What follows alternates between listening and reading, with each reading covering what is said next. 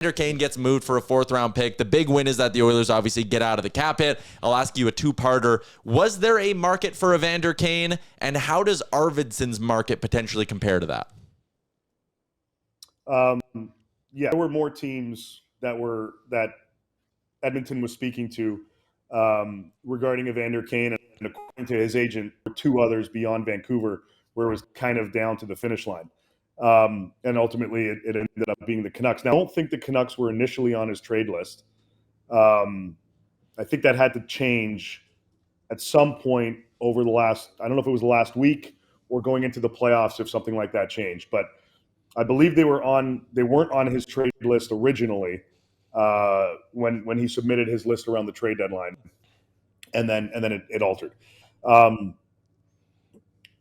like the move for Vancouver because they need a top 6 guy, they need some offense, and they need a motivated player. And Kane's going into a contract year where he wants another contract, so he's going to be motivated to play well. So I like it from their perspective, and the reason they gave up a pick rather than Edmonton having to incentivize a team for eating that cap hit is because there were other teams that were willing to also do that. So it ends up being the Canucks and the Oilers win in the end by freeing up that space.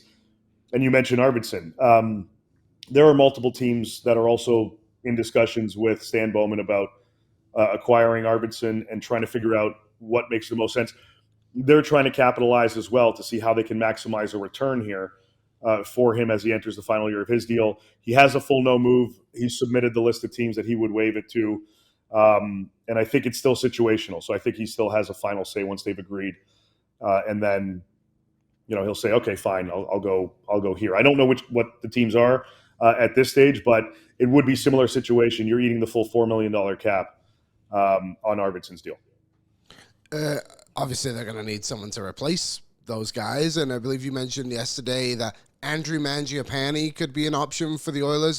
What can you tell us about that situation? Yeah, he's on their radar. He's one of the players that they're likely to pursue come July 1. There are a number of teams that are viewing him as a mid-9 or top-9 option, mid-6, I should say, excuse me. And like Toronto's in the mix on that, or will be in the mix on that.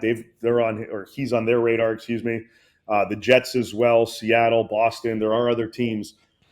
It's a shallow free agent pool, boys. So you're going to see players that are going to cash in a little bit extra on deals. Now, I think he's going to be in the $4 to $5 million range, somewhere in that vicinity, depending on term.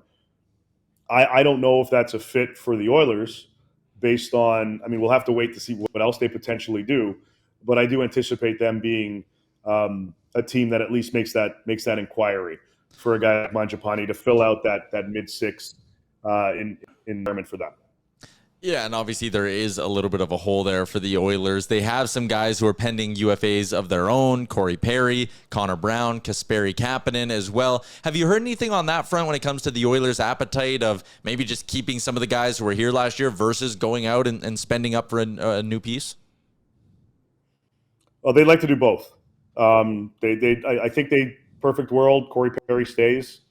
I think they're in discussions right now with Connor Brown's camp this week to see if that's going to be a possibility, and if it's low dollars, then I think there might be a fit there.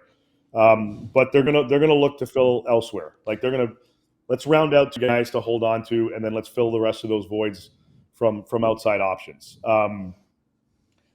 I'm not sure where things stand, quite frankly, with Kapanen. I wish I did. I don't have an answer on that. But I do know, Frederick, they're still trying to hammer that out.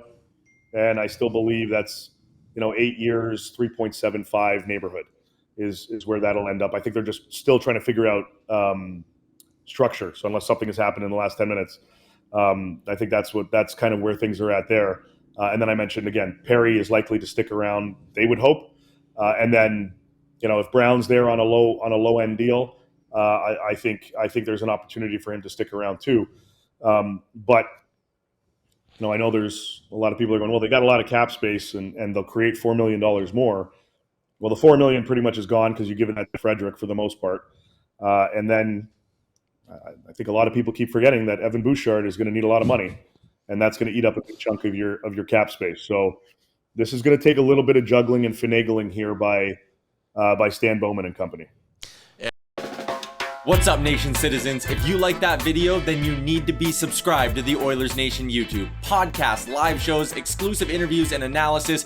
Everything you need from your favorite voices at Oilers Nation. And you don't want to miss any of it, so hammer that subscribe button.